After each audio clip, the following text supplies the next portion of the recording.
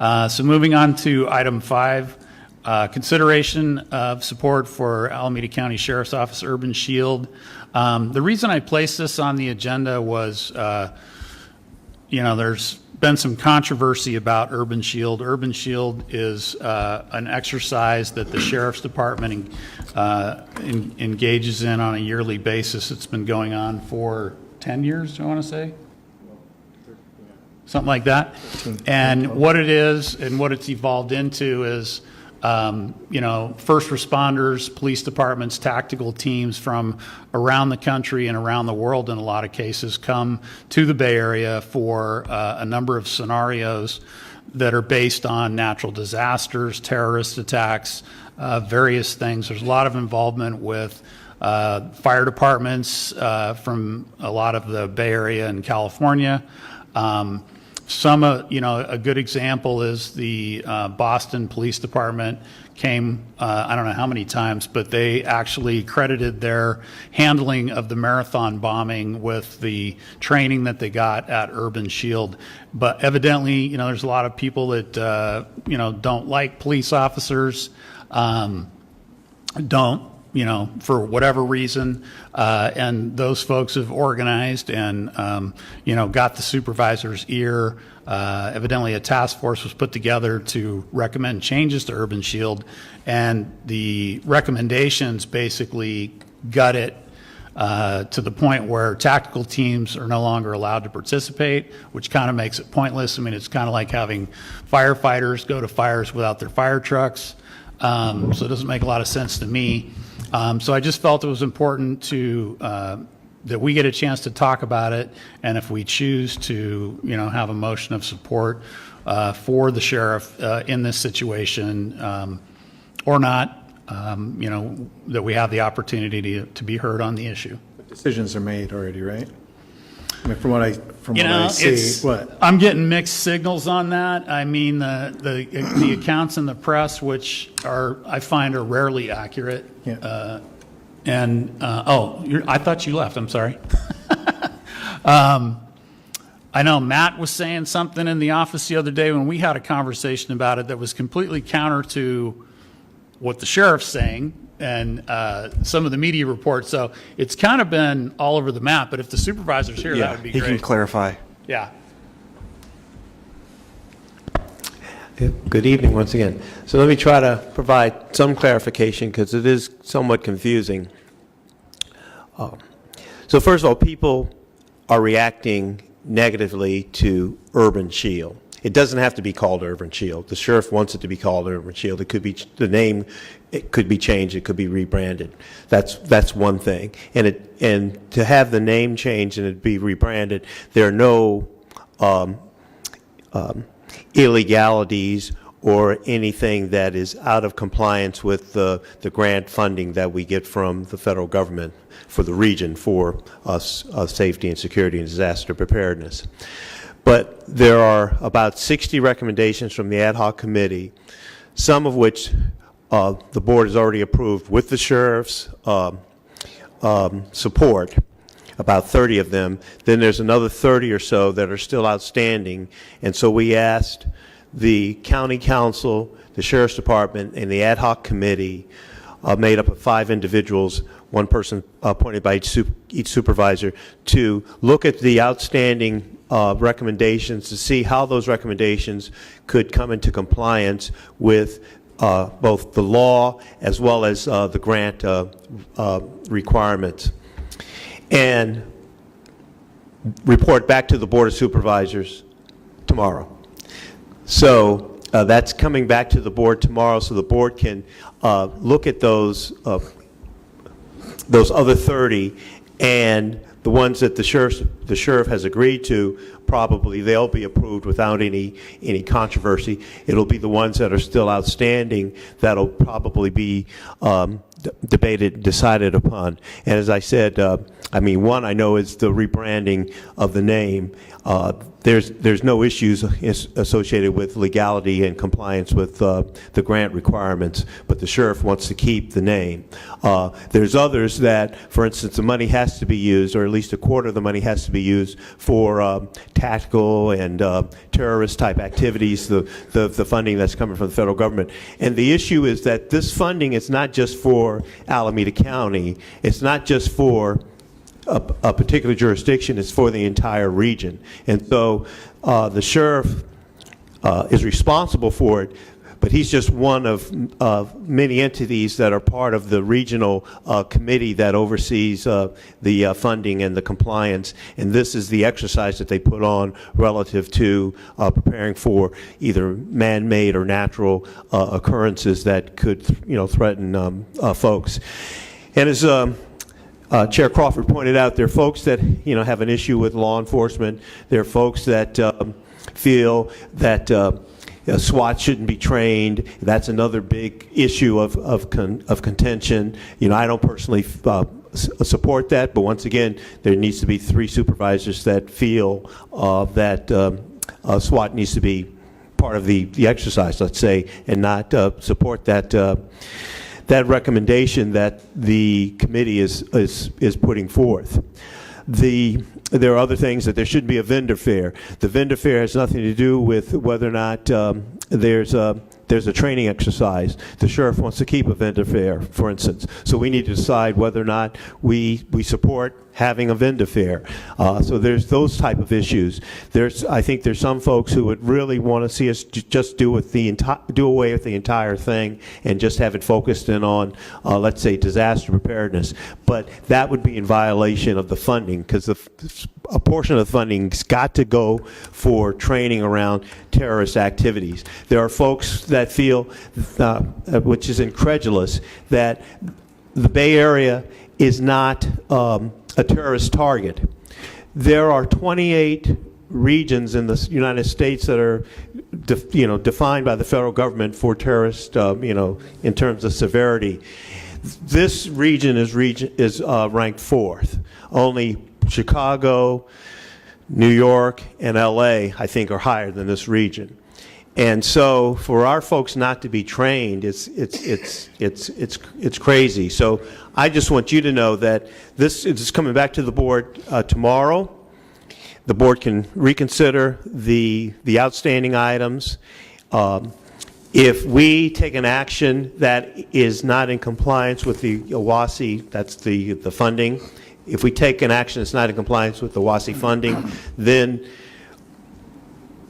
all it's going to affect is Alameda County, because ultimately the Alameda County can't tell the OWASI region what to do with the funding. So maybe there won't be an urban shield exercise that the sheriff puts on in Alameda County, but there doesn't mean there won't be an exercise that's either put on in Alameda County or somewhere in the region, and it could be called urban shield, it could be called something else for that matter, because the training needs to take place. So it's somewhat complicated, but in a way it's not complicated. But what makes it challenging is people's philosophy. They just feel that, for instance, SWAT, when you call out SWAT, you just call out SWAT because you're trying to have a heavy law enforcement presence in a minority community or something, as opposed to recognizing that SWAT is used in many instances as necessary. And the other thing is, folks don't understand that most departments in most jurisdictions in this region don't even have full-time SWAT. These are just regular officers who are doing their job, and then when they need to become SWAT, they become SWAT. But otherwise, they're just doing their job, and they need to be effectively trained. So some of it's philosophical, as Chair Mark Crawford pointed out, and some of it is just naive, and some of it does have some legitimate concerns, but I think the sheriff is interested in trying to address those legitimate concerns. But I do think the sheriff has kind of dug his heels in to the fact that this needs to be called and branded urban shield, when that's not necessarily the case. What we need to make sure is that folks are being trained and are prepared to respond to any type of critical incidents that would take place. Nate, I appreciate all of the surrounding pieces that you would try to assemble this. being a civilian, not in law enforcement, and having the opportunity to have been involved as an observer, I had an ability to document Urban Shield for almost 8 years.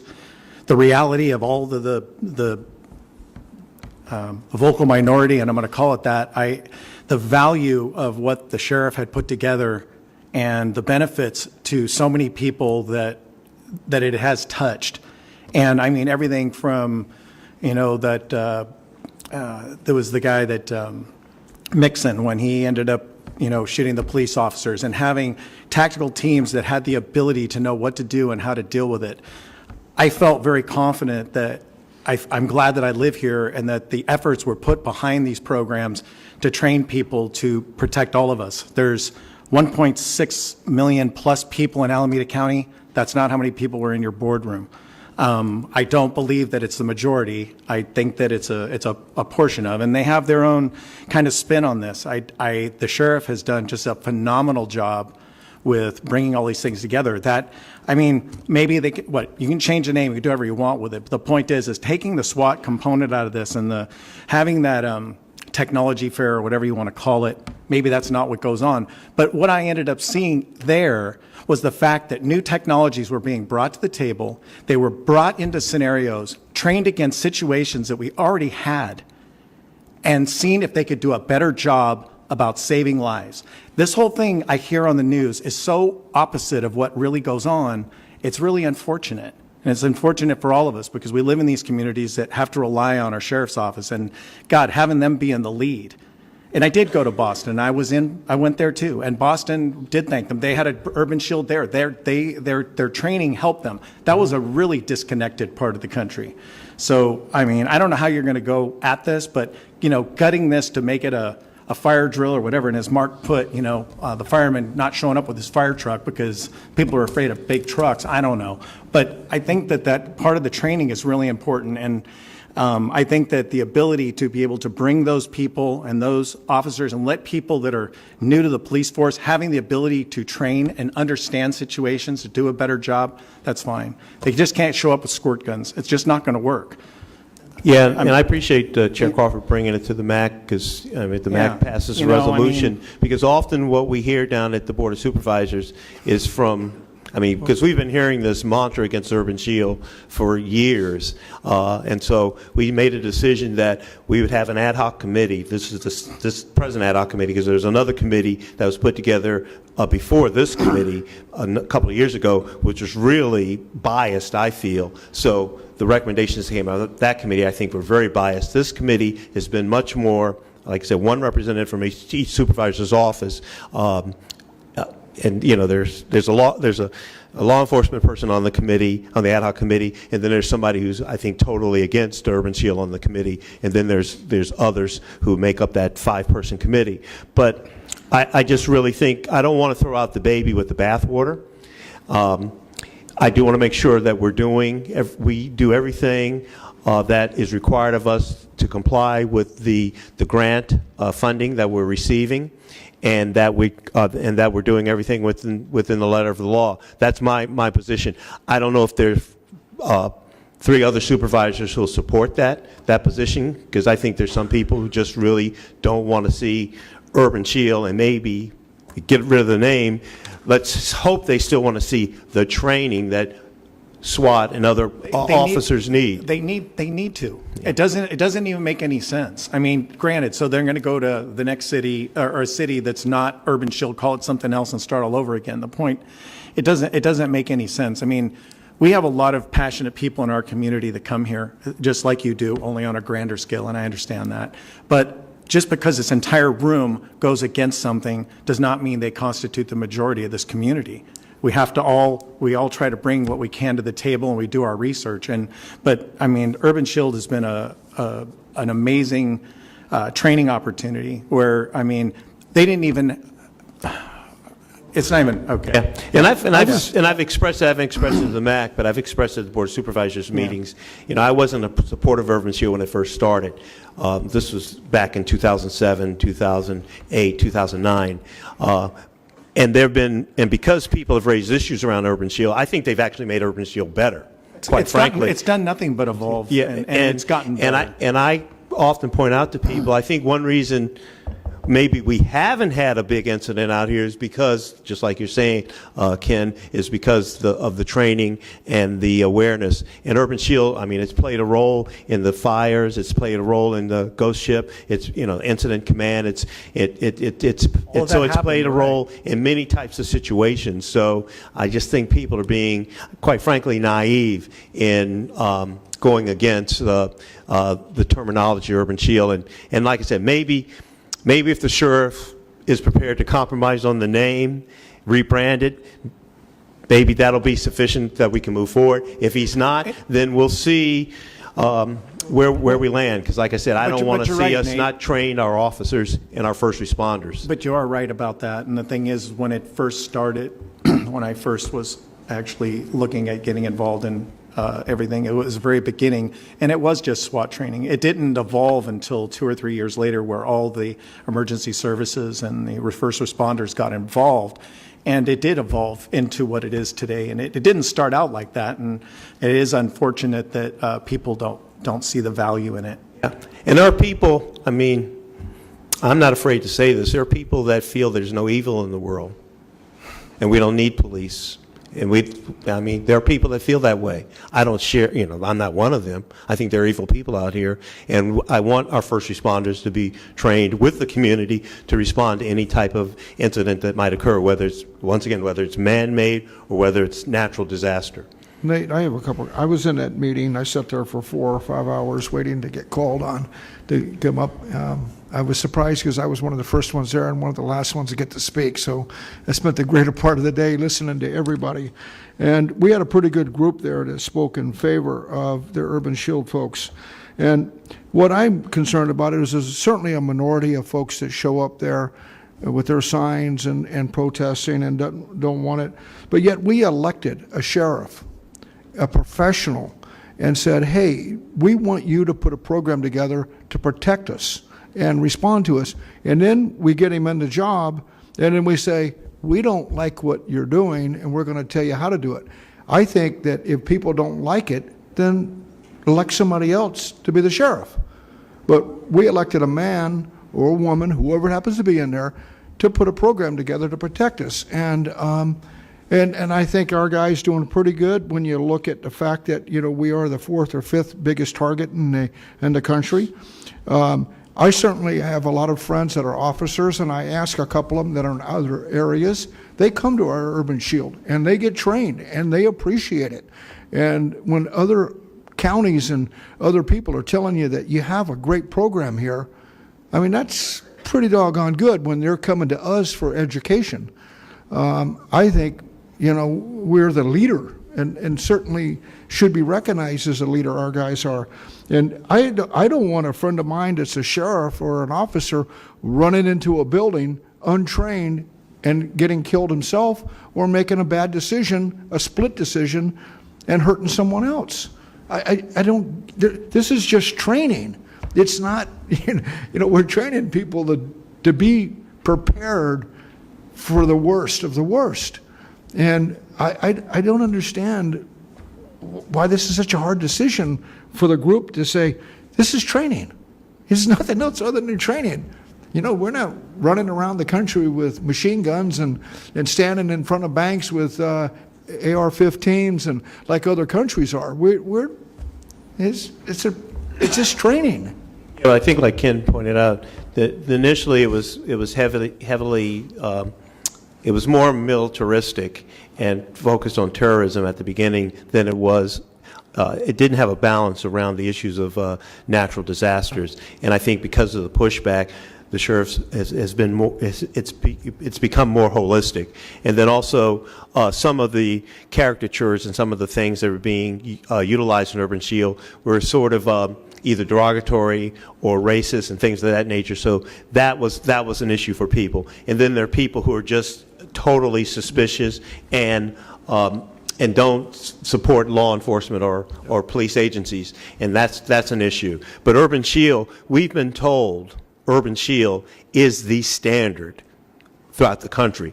All the rest of the regions are looking to do what we do. They really are. Yeah. Then why are we here? Why are we decimating this? I mean, I'm Well, we have to look at what has some validity to it and look at what doesn't have validity to it, and hopefully we have 3 supervisors who recognize what doesn't have validity to it and will support. And once again, I might not support the name Urban Shield, but I support what it's attempting to do. And also we can't, the Board of Supervisors cannot take action that interferes with the sheriff's law enforcement exercise. So that's the other piece. There are recommendations that are telling us to do stuff that's against UASI and also against the sheriff's authority. So we have to be very careful as a Board of Supervisors what we can do and what we can't do. But we have to listen to people that have legitimate concerns. And some of the concerns, like I said, I don't consider legitimate. Name change, I mean, that is just because somebody doesn't like it, and yet that's what it's known for. People around the country know this area for Urban Shield, and people want to take that away. That is just, I just can't comprehend that. Yeah, yeah. And it would be irresponsible for us to do something in Alameda County that would impact the entire region. I mean, that'd be totally irresponsible. And also to do something just to placate a certain segment of our society in Alameda County to the detriment of the rest. But that's exactly what's happening. Yeah. I mean, I was in that hearing. I had to go after 3 hours, but that's exactly what's happening. There is a very small vocal minority driving policy, and I think there is 3 votes to eliminate Urban Shield to the greatest extent possible. Just the reactions that I saw from the supervisors, not you, but others. I mean, which to me is insane because, and I've always wondered why actually the sheriff wasn't tapped for some Homeland Security job, or something, because we are so lucky to have somebody as talented as he is and his command staff to have put this together with all of the good that it's done. And I mean, I think if you talk to 8 out of 10 people, they would tell you that they want their first responders to get the absolute best training they can. And that's what this provides. And I mean, I don't blame some of the people that are upset, when you have some of these shootings that aren't justified. And when somebody, like the Bart one where the guy clearly shot the guy and, shouldn't have done that. Those types of things happen, mistakes do happen, and that's where those sentiments come from. So I can't argue with that sentiment, and I don't, I haven't been exposed to it enough to feel it like those people do. But at the same time, it's the exception, not the rule. I mean, law enforcement by and large is filled with people who make positive change for, and do a lot of good for our communities. And this is the elite training. Alameda County has, and the supervisors, by allowing this to occur these last 10 or 11 years, has allowed this elite training to occur. And at this point in time, to allow this very small, I understand you need to listen to people, but that doesn't mean you need to act on their, what they want. I mean, it's like, listen, okay, I understand, but the benefit of this so outweighs any detriment.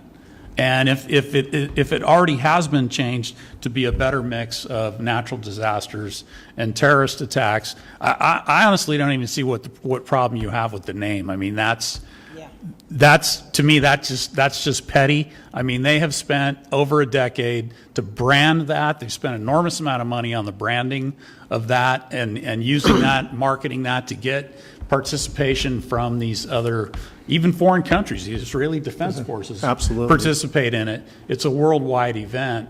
Why the name is like an issue that's got to be dealt with, to me, it just makes no sense. I think that 8 in 10 or higher of your constituents are looking for leadership from you and the Board of Supervisors to not base policy on the extreme view. And that's what I saw happening at that last meeting that I went to. And unfortunately, I can't go tomorrow. I didn't, the schedule on this thing's kind of changed a few times. So it sounds like you guys are going to be making more decisions tomorrow. Yeah, tomorrow, like I said, the ad hoc met with county council and they met with the sheriff's department. I think they met for 5 hours last week. They didn't get to everything I was told, but the sheriff is sending forth a letter with his recommendations in the ad hoc as well, and so we'll take that. And this is dealing with the 30, let's say, recommendations that I consider still outstanding, because the other 30, Supervisor Haggerty, Valle, myself, supported those with the sheriff's concurrence. So it's the other ones that we need to take a look at and see what we're going to do with those, and see whether or not there's been any agreement on any of those, and then those where we don't have agreement, what are we going to do? Like I said, I'm not going to die on the name, but I do think it's important to keep the training. I think that's fundamental as far as I'm concerned, to keep the training. I will not back off of that. And the vendor show, I'm not going to die on that either, but I do think the vendor show serves a useful purpose. Yeah. Nate, let me just give you one more example, because something that just came to my mind that I remembered. And Taser had originally designed this camera system. It was the body cameras that you see on all the police officers today. And they came out, and again, I don't know whether it's a vendor show or it's an opportunity to show new technology to the officers to try things. They used them in the scenarios. I remember, I'm almost certain, that they ran those cameras through Urban Shield because of the hours and hours of training. When they actually finished the program, they pulled it off the market. They said this is a mistake. They turned around, rebuilt that system, and it's what they're basically became used today. I think that's what happened. And so again, a good opportunity. Where can new technology have an opportunity to test itself to see if it actually can solve a problem, especially within law enforcement? It's not that easy to do, and it costs millions and millions of dollars to try to test. How do you test the stuff, right? So anyway, it tested against some scenarios, but I think that there's a lot more examples about that. Whether you're calling it a technology show or whatever you want to call it, there's something there that's important to entrepreneurs and other companies that aren't in law enforcement that may have a way to benefit everybody and the first responders. So those are important. There's one other aspect too, Nate, I think, is that there are economic consequences to a disaster or something that happens. You get a shooter or somebody that, in a coliseum where, I enjoy going to baseball games, and I feel very comfortable with our sheriff's department out there protecting us. You get a couple of things like that happen in an area of this population, people are not going to come here with concerts, and they're not going to come here for conventions and a lot of things that may happen if we don't have the assurance that they're going to be protected when they get here. No, you're right, and there's a scenario about something happening at the Coliseum because it's so close to the airport. And then, I think we all recall in the news about maybe 2 years ago when those guys were on the Golden Gate Bridge and they took pictures of themselves hanging everything. They were just up there for fun as daredevils, but that could have easily been somebody with a bomb at the Golden Gate Bridge. Yeah. So I do have a couple speaker cards here, which we can probably go through. Go I'm ahead. sorry. Nate, I just wanted to say one thing. I'm definitely, think that training and all of these things are really wonderful. I would certainly be for, Urban Shield, name or no name, changing the name or whatnot. But I do know that I know people who are very suspicious of the police. Because they've had bad circumstances happen to them personally. I haven't. Right? I have never experienced any such thing like that, but they have. And so they take a look sometimes at what they see this as militarism of taking a police department and making it like a military force. And I believe that frightens them. So, just keeping that in mind. That is that, 15 or 20% of your constituents. Yeah, and I try to look at that and understand it.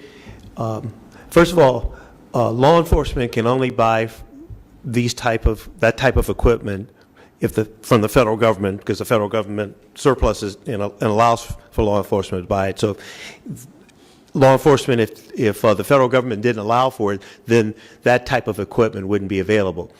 So first, that's the first thing. Secondly, they need that type of equipment because of who they're coming up against. You know, you've seen, you know, Las Vegas, you know, Riverside. I mean, so they need this type of equipment because there's some crazy people out here that, you know, that are armed and dangerous. And then when they do respond, people often will ask, well, why do you need so many officers responding? Well, because you never know what you're going to come up against, like the officer who was killed up in, was it Napa? That female officer up there, and then another officer was barely, was shot at, but was. So they respond in numbers for their own protection. So I just think, once again, I just think, I'm not saying you're naive, but I just think folks don't understand why law enforcement has the equipment they have and why they respond the way they respond. And like Mark said, people are not perfect. There have been mistakes. There have been many mistakes. But the point is, those mistakes, hopefully people learn from those mistakes, or law enforcement learns from those mistakes, but it doesn't mean we don't stop law enforcement from having the tools they need to do the job to keep us all safe. And maybe a bit of education on these, why they have these, some of what you just said, why they have that type of equipment, what it's used for, under what circumstances it would be used. I mean, this would maybe calm some of those people's nerves down. Yeah, and then the one last thing I'll say is, I'm a very strong supporter of public safety and law enforcement, but there have been issues like at our jail. I mean, somebody was just beaten just 2 nights ago or whatever at the jail by another prisoner. There have been instances of abuse, this, that, and the other. And so naturally people are concerned about law enforcement and the sheriff's department, but once again, they don't recognize some of the good things as well. It's like, the sheriff's department provides law enforcement out here in the unincorporated area, I think, which is second to none, and which is cutting edge community capital policing. But they just look at it kind of myopically and don't understand, I think, the broader picture. So. Yeah, they had issues with OPD, and they're just, putting that on the sheriff's department. So yeah, and not only that, a lot of the people that were in that room speaking didn't seem to me like they were old enough to really have experienced a lot of the things that they were speaking about. It's kind of like, they're part of this movement or something, but, it just seemed very orchestrated sometimes. And some of these folks were really, really young. So I don't really know how somebody that young, could have. And not only that, if less training is going to lead to more mistakes by the police. So if you really want the police to not make mistakes, why would you cut their training? Now, maybe if you're too young and you don't really know you're naive and you don't know, you haven't thought this through, or somebody's telling you, that we need to just be against the cops on everything possible. That's one approach. I saw it seemed like that's some of what was going on there. Yeah. So I think folks know me. I'm going to take it all in. I'm going to listen. I'm going to balance the equities, this, that, and the other, and I'm not going to do something I think is irresponsible. But that's me. I hope there's 3 other votes or 2 other votes that feel that way as well. I do have 2 speaker cards. Bob Mapes. Sorry for calling you before. I'm going to address your item one very briefly. Okay. Having been a leader with a scout troop that was involved with George Marks, their largest fundraiser once a year fills the entire parking lot with the attendees' cars. Is that concern been raised? Has anybody spoken to anybody at George Marks? You might want to do that. Okay, moving on. I'm here to express my support for the continuation of the Alameda County Sheriff's event called Urban Shield. As a citizen, I feel that in today's society, our emergency response personnel must be prepared for any situation that arises. Reducing the event to only cover the potential natural disasters is not enough. Sure, the risk we have here in the SF Bay area for earthquakes is there. Flooding does and has occurred along with mudslides. Fires are also something that has been and will be needed to be dealt with. But these natural disasters are the curveballs that Mother Nature throws when she so desires. Do they happen every day? Maybe, maybe not. But what does happen every day is the criminal element that is a part of mankind. These people do things that we ordinary citizens would never consider doing: theft, assault, rape, destruction of property, bank robberies, etc. Sometimes they take hostages. Sometimes they hurt and kill others. Most everybody likes to play games. An example, board games, card games, online games. And these are all played using a set of rules that are in place for each game. These criminals will do whatever and however they want. They don't obey the laws, and they don't play by any rules. Picture yourself in the midst of an armed robbery, being held against your will, or trapped in an automobile that's overturned, or dangling on a steep cliff. Won't you want the people responding to be well trained for the best possible outcome? This is where Urban Shield comes in. Each year, teams from all around the world, not just our nation, have come to the Bay Area to participate in the event. Nowhere else in the world has there been a training exercise of this magnitude for first responders to test their skills without any risk of injury to the citizens. This event throws curveballs at the teams to see how well they respond, working together, using gear that might be new to them, and teach them to do better. This is where the vendor show comes in. They get to be introduced to that on a casual basis. On the scenarios, they're there, they're gone. It's very brief. Anyways, again, I'm here to show my support for this, and I urge you all to do the same. This is actually very close to home.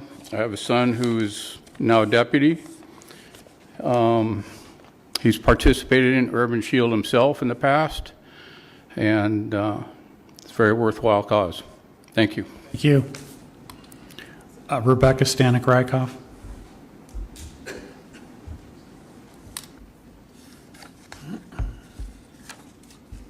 Good evening, everyone. I want to note that I am not here to oppose Urban Shield, and I want to, I also don't really care about what the name is. But I do want to say that I really appreciate the way that Urban Shield has evolved to tackle more natural disasters over the years. Something I think we've seen in the last few years in California is that those are becoming a really huge threat to just our everyday life, and that they can really, look at what happened in Paradise. They can really happen instantly. And so having people trained for that is really critical. I also want to emphasize that the recommendations from the ad hoc committee did not come out of thin air. This was a process that the community went through for over a year. They engaged, the ad hoc committee itself included law enforcement as well as representatives from around the county. And in addition, they engaged so many stakeholders over this time, and I really want to emphasize that they engaged the disability community and other communities which are disproportionately impacted by natural disasters and other emergencies. This is, really one of the first times that I've seen the disability community engaged in this way. And I think this is, some of these recommendations are perhaps an opportunity to say that, yes, Urban Shield is doing great in situations X, Y, and Z, but are there situations in which we've been leaving some of these really vulnerable communities behind? And can we do better in really reaching out to all of Alameda County when these events are occurring?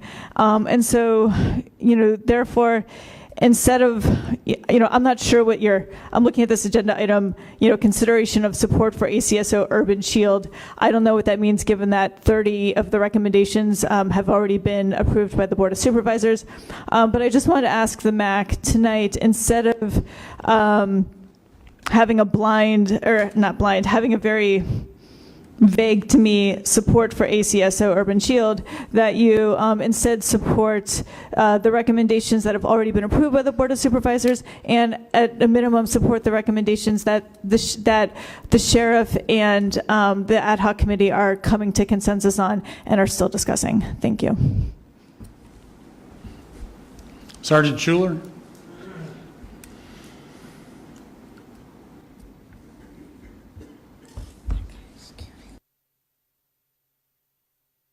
Sergeant Schuler.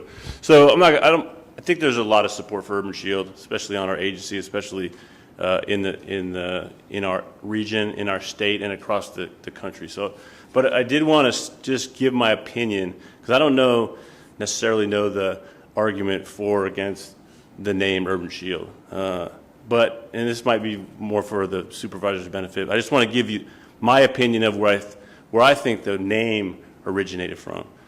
And so we used to do a High Sierra SWAT challenge. So before Urban Shield, we had a High Sierra SWAT challenge, which was SWAT teams would get together and they would go up in the High Sierras at Kirkwood, where the air is thin and there's a lot of high mountains and peaks and trees, and there would be a 2-day competition, and it was a lot of hiking, a lot of climbing, a lot of obstacles, and at the end of it, we would see who was the most fit, who did the best on these different obstacles, and who won. And when Sheriff Ahern got involved, he looked at that and he said, "What is this really benefiting? What something that might happen in the region that I'm responsible for?" And he said, "No, it's probably not going to be. We're going to go on a 2-day hike to go, find a log that we got to figure out how to get up to the top of this mountain. It's going to be something that's going to happen in our inner city or in an urban environment, as opposed to a rural environment. Where we were going in High Sierra, it was rural. There's nothing out there. There's trees and mountains and dirt and nighttime. So the name urban, I think the sheriff looked at what am I responsible for? I'm responsible for this urban area. And if you look at when there's things that we're going to have to respond to that's going to require special SWAT training, it oftentimes, not always, but oftentimes going to be in an urban environment. And in Urban Shield, we have rural scenarios. But the premise was, let's look at the Bay Area, and let's look at Alameda County, and what is it? The calls for service that we respond to are primarily in an urban area. So you get urban from that. And this is just my opinion, so it could be completely wrong. Maybe they picked the name out of a hat. I don't know. And then shield, to me, equates to protection, right? A shield protects you. So urban shield to me means, how do we as a sheriff's office, how do we as a law enforcement community, how do we protect the area that we are most oftentimes patrolling and responsible for? And that's, I don't know, like I said, I don't know the arguments for or against, but I have heard somehow that urban is somehow racist. I have heard someone say that, and I know urban cowboy, I remember that when I was younger. I don't remember that being racist in any way, urban. But that's just my opinion as far as the name. And like I said, I have not heard the arguments for and against, but just from my meager existence and being involved in this thing before there was an urban shield, and then after, and I'm kind of knowing, like and it's not the sheriff telling me this is just me learning from information about why we're doing what we're doing, and I believe it's been extremely successful. I know I've heard stories from Dallas, from Boston, and from Las Vegas. I was actually attended the Las Vegas debrief of that incident, and the first SWAT personnel that was on scene, he organized an immediate action team to go in and address the shooter. And in this debrief, and it was a law enforcement only debrief, so there was things that we were able to see that not necessarily was released to the general public, but there was body-worn camera footage of that incident. And so he gets there and he meets the people that are already on scene. There was some people in the hallway, there was some people upstairs, downstairs, and he started debriefing these people. He started saying, okay, and he's going down a checklist. And I've participated in every urban shield, and for the past 5 years I've been a safety officer. So I go in And I go through all the scenarios, and I look for any safety issues. You know, are they shooting, you know, non-lethal rounds in an unsafe direction? Or, you know, are they not wearing proper safety equipment? Is there trip hazards, anything? But I go through all the scenarios. And a part of these scenarios, it's almost, so the teams will get briefed, and they will actually, they're given an amount of time to ask questions, to ask for resources, to kind of develop a plan. And what you see is these teams, they get it down to like it's a science. And to me, it almost seemed like, oh, well, they're just trying to get points because they know if they ask for this stuff, they're going to get points. They go, so, okay, do I have a helicopter? Do I have, you know, what personnel do I have? You know, what are my ingress and egress? They go through these lists of things that they ask. And then they go brief their team, and they go and address the threat.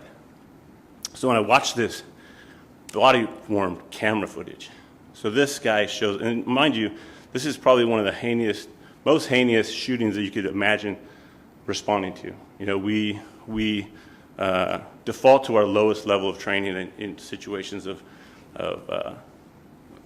like mass, you know, really terrible things that happen, right? And so he gets there and he starts debriefing these people. He's going down this checklist. You know, where's my personnel? What are alternate areas of egress and ingress? You know, it goes down this list, and I felt like I was watching an Urban Shield scenario, just to see him go through that. And then once he asks all those questions, he goes, okay, get everybody out of that hallway. We made a deal with this hallway. Get everybody out of the hallway. They went downstairs and they went to and they addressed it from an alternate area. But to watch it, it was almost, and he had been through our Urban Shield. He had been through, as part of the team in a previous year, he had participated in Urban Shield. And I guarantee you, just from watching it, that he had taken, and I talked to other people. I didn't talk to him specifically, but I talked to some other folks who knew him closely during there was a vendor show where we were at. It was part of another training, but they said, yeah, he has said that, you know what, the things that he learned at Urban Shield, he absolutely put into practice the day when he had to respond to that. So, but it's my opinion. Thank you. Any other discussion, council members? Just a quick question. Have our board of supervisors, have they been through Urban Shield? Have they visited? And I'm just wondering, before you make a decision that is significant as this, that affects my livelihood in this county, I was just wondering, would it not be beneficial for the board to see what goes on before a group of people come in and protest what goes on that haven't been there either? I can't speak to whether the other four have been to an Urban Shield exercise. I know I've been to a couple of them myself over the years. Yeah. Okay, I just wondered, you know, Yeah. I think it's important that you experience it. I mean, I can't imagine making a decision with all the facts without all of them. You know, Nate, one last thing, and Chuck, that was a really good point. Observing a scenario or volunteering to be in a scenario is completely different. And you can watch it and you can watch all these things go down. But all of a sudden, when you're involved in a situation where you have no control and you have to depend on somebody else to help you, that's what all the supervisors should be doing. They should be in these scenarios. Get in a mass casualty scenario where you are the helpless one, and then you can really make a really clear decision on this. I would suspect none of us have actually been Yeah. in a scenario. I know I've observed a couple of them, but yeah. Yeah, I would tell you, if they had an exercise yesterday, tomorrow, unannounced, and somebody come running in there with a fake gun and everything like that, you would see a whole different attitude about the people that are voting to restrict what these folks do, because they would all of a sudden now experience something very, very bad, you know. Yeah, the public portion's closed at this point. We're trying to wrap things up. As far as the this task force that was put together for this, it's said that there was law enforcement participation in the task force, but when you look at the recommendations, to have a recommendation that says tactical teams cannot participate tells me that this task force was stacked with people that are opposed to Urban Shield, because there's really no way that a fair and balanced task force would come up with that recommendation.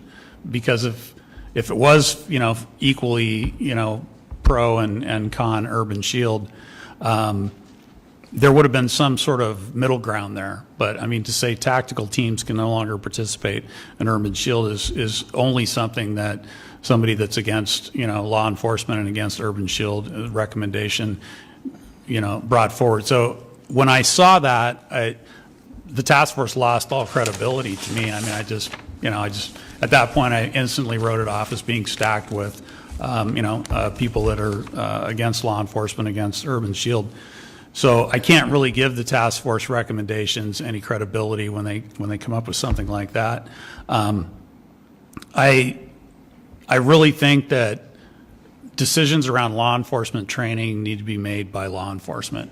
I think people outside of law enforcement have no idea what they're talking about, and to try to dictate to law enforcement, especially this type of training, this specialized training, is a big mistake. And so what I'd like to do is make a motion that the council support the sheriff and his command staff, and that the Board of Supervisors should cooperate with the sheriff and his command staff to continue Urban Shield in a manner in which the sheriff and his command staff feel that it should move forward. And I think anything less than that is a disservice to the vast majority of Alameda County residents that support law enforcement. Second. Not even a question. Any other discussion? But are we giving our complete and blind support, or are there conditions? Because This I'm not sure. is the discussion right now, so if there's something you want to add, you can. Well, I'm comfortable just giving like my 100% support towards something. I would like to see that it continues to evolve. I want to support, obviously, law enforcement and this program, but I'm uncomfortable just saying, yes, I absolutely support it if it doesn't continue to evolve and issues aren't addressed. Okay. If that makes sense. I'm just uncomfortable saying makes- yes, absolutely, but I would like to. That makes perfect sense. But the motion that I'm putting forward is to leave those decisions up to the sheriff and his command staff, and not have those decisions be second guessed by people that don't know what they're talking about. So that's the motion that I'm putting forward. And if you don't agree with that, you're free to vote against it. But that's the way this works. So I went ahead and made a motion that I wanted to make, and it's been seconded. Is there any other discussion? I firmly agree with you, Mark, that you hire a professional to do a job, and you don't put the handcuffs on him. You let him do the job to protect us. And if we don't like what he does, then we'll elect another one next time. But give him the power and give him the tools. So I'm supported. I second it if you don't have one.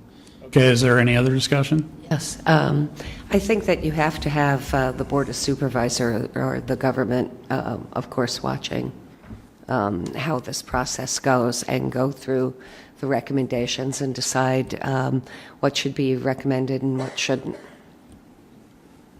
It happens like that because the funding has to be approved by the Board of Supervisors. Yes. And so there is kind of a quasi, I mean, they have to accept the plan. And they're going to listen to public testimony to make that decision. So I think that kind of is a built-in kind of a piece to that. Yeah. Can we make a recommendation to the Board of Supervisors that we would request that they attend one of these urban shields before, like Chuck said, before voting? Can we make a recommendation to them that they do that before making any decision? I think it's a little late for that. I mean, I think that would be great. I think that's something that already should have been done before the supervisors let it get this far. I mean, certainly before sitting in judgment on this program, they should have had more participation in it to get a better view of its value. So I think that should be done, definitely, but they're meeting tomorrow, and they're going to make decisions on some of the remaining 30 items on there. And the point of my motion is to show the maximum amount of support for the sheriff and his command staff to be the ones to make the decision on this, and what should be included in Urban Shield, what it should be named, how it should function, much like has been the case since it was created. I think it has evolved, like the supervisor said, from some of the criticism that's been leveled against it. So I think that has occurred, and I believe that'll continue to occur because I know the sheriff well enough to know that he has very good judgment in these areas, and he's got very, very good people in his command staff. So that's why I'm framing it the way I'm framing it. So any other discussion? Just one other thing. I'd like to say I am for Urban Shield, but as I see this recommendation, not having seen the 30 recommendations that were approved and the 30 that are still in question, I feel like I have to abstain because I don't have all the information on this. And I think that's reasonable, and unfortunately, the time has, Right. Oh, yeah. It would be really nice if we could have got more information, got the recommendations. I don't think that there was enough of a public process involved in this. I understand the task force and all that, but that's not a public process. I just wish that the supervisors that had not been through Urban Shield would do it. She's the one that abstained from a vote. If you haven't been there, you should abstain. I mean, why should you vote on something you don't have all the facts on? I agree that, it's unfortunate that we don't have the ability to go through those and say, this is what we agree with, this is what we don't agree with. But that, unfortunately, the time doesn't give us the ability to do that this time around. Maybe we can do that in the future if this Should have had our MAC meeting there tomorrow. If it survives. Yeah. So, any other discussion? Okay, all those in favor say aye. Aye. Opposed? Abstain? Abstain. Okay, so motion carries 5-4, 0 against, 2 abstentions.